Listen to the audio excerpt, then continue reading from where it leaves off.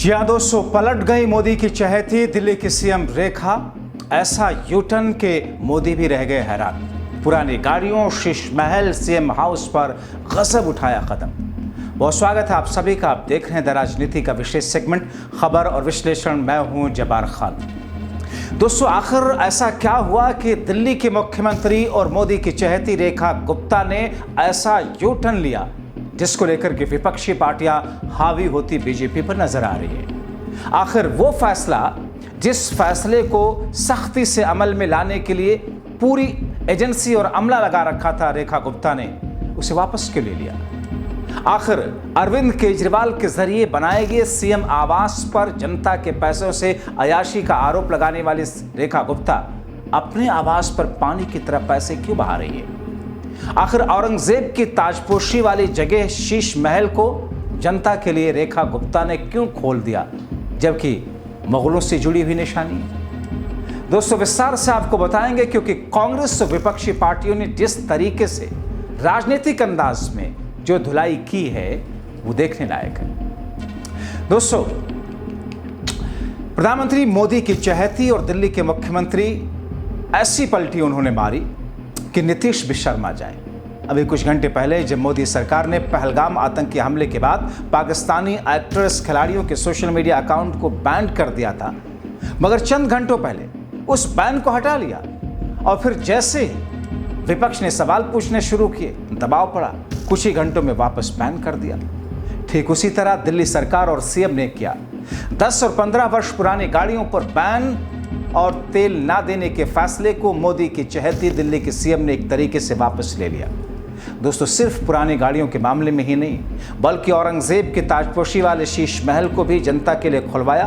केजरीवाल के सीएम रहते सीएम आवास जो बनाया गया, पैसों को पानी की तरह बहाने का आरोप लगाने वाले खुद अपने आवास पर क्या कुछ कर रही हैं, देखने लायक है। मगर अब इसे वो जनता की मेहनत की कमाई वाला टैक्स का पैसा नहीं मानती क्या? दोस्तों, आज एक एक करके आपके सामने पर्दे खोलेंगे, रेखा गुप्ता की पोल खोलेंगे। दोस्तों, दिल्ली की सीएम रेखा गुप्ता ने 15 और 10 साल पुरानी गाड़ियों पर प्रतिबंध वाले कानून को वापस ले लिया है।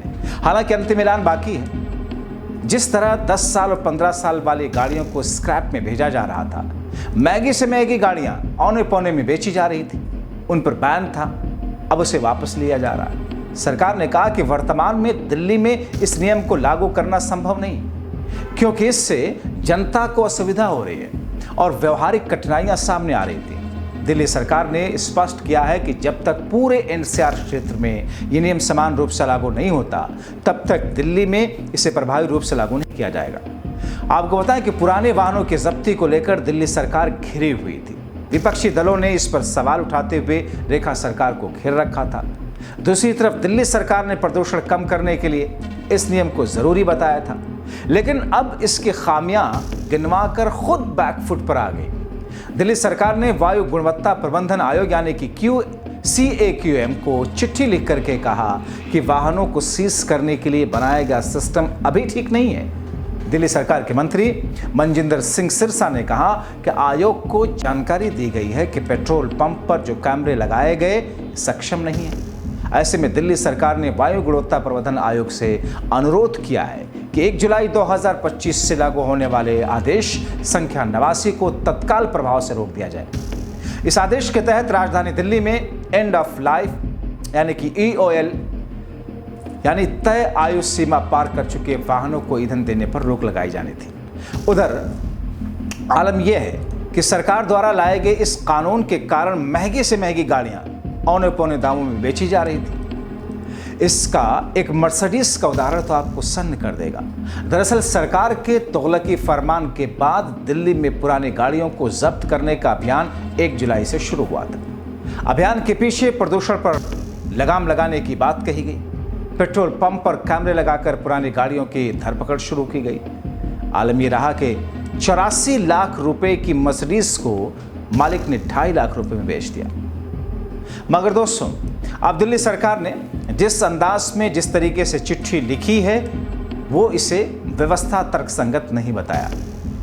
जिस अंदाज में कहा कि पड़ोसी राज्यों के साथ ही पुरानी गाड़ियों को सीज करने का नियम बने और जब पड़ोसी राज्य नियम बना ले, लागू हो, तब ये दिल्ली में भी लागू। ऐसा ही एक और टर्न मोदी के खास और दिल्ली के सीएम रेखा गुप्ता ने लिया। औरंगजेब के शीश महल को लेकर लिया। दोस्तों, मुगल शासकों के नाम पर रखी गई सड़कों के नाम बदलने, इतिहास की किताबों से मुगल साम्राज्य के पाठ हटाने, मुगल काल के मकबरों पर सवाल उठाने, मुगल बादशाहों को हमलावर बताने के बाद अब भारतीय जनता पार्टी ने एक ऐसा स्मारक फिर से शुरू किया जिसका सीधा संबंध मुगलों से है। शीश महल में अरविंद केजरीवाल के सीएम आवास वाले उस वक्त के, जिसे बीजेपी ने शीश महल का नाम दे रहा है, उसकी बात नहीं कर रहा हूं। ओरिजिनल शीश महल की बात कर रहा हूं जो औरंगजेब से जुड़ा है। दिल्ली के शालीमार बाग में 17वीं सदी में बना ये मुगल काल का शीश महल वही जगह है जहां कहा जाता है कि औरंगजेब की ताजपोशी का समारोह हुआ था। इसे दिल्ली के मुख्यमंत्री रेखा गुप्ता ने दोबारा से जनता के लिए खुलवा दिया। रेखा गुप्ता ने दिल्ली सरकार की विरासत संरक्षण की कोशिश की तारीफ की और कहा कि ऐतिहासिक धरोहरों को आम लोगों के लिए खोला जाना जरूरी है। हालांकि दोस्तों, उनका ये बयान देश के बाकी हिस्सों में हो रही राजनीति से बिल्कुल उल्टा नजर आया। इस साल की शुरुआत में आपने देखा कि नागपुर में हिंदू संगठनों ने औरंगजेब के मकबरे को हटाने की मांग की। साल 2015 में दिल्ली के औरंगजेब रोड का नाम बदलकर एपीजे अब्दुल कलाम रोड कर दिया गया। इसी तरह एनसीईआरटी ने 12वीं कक्षा के इतिहास की किताब से मुगल साम्राज्य के पाठ हटा दिए, जबकि महाराष्ट्र की बीजेपी सरकार ने अकबर, शाहजहां, औरंगजेब जैसे मुगल शासकों से जुड़े अध्यायों को पाठ्यक्रमों से हटा दिया। गजब अंदाज है दोस्तों, इतिहास थोड़ी बदल दोगे। अब मोदी के खास और दिल्ली के मुख्यमंत्री रेखा गुप्ता के जरिए लिए गए इन फैसलों पर कांग्रेस ने प्रहार करते हुए तीखे लहजे में सवाल उठाया। कांग्रेस प्रवक्ता पवन खेड़ा ने कहा कि जो लोग भारत की मिलीजुली विरासत को मानते हैं उनके लिए ये सब आम है, लेकिन बीजेपी की राजनीति अब हास्यास्पद होती जा रही है। वो औरंगजेब से नफरत करने का दावा करते हैं, फिर भी देश के सैकड़ों खस्ताहाल ऐतिहासिक स्थलों में से उन्होंने उसी जगह को संवारने का फैसला किया जहां 31 जुलाई 1658 को औरंगजेब ने खुद को सम्राट घोषित किया था, शालीमार बाग।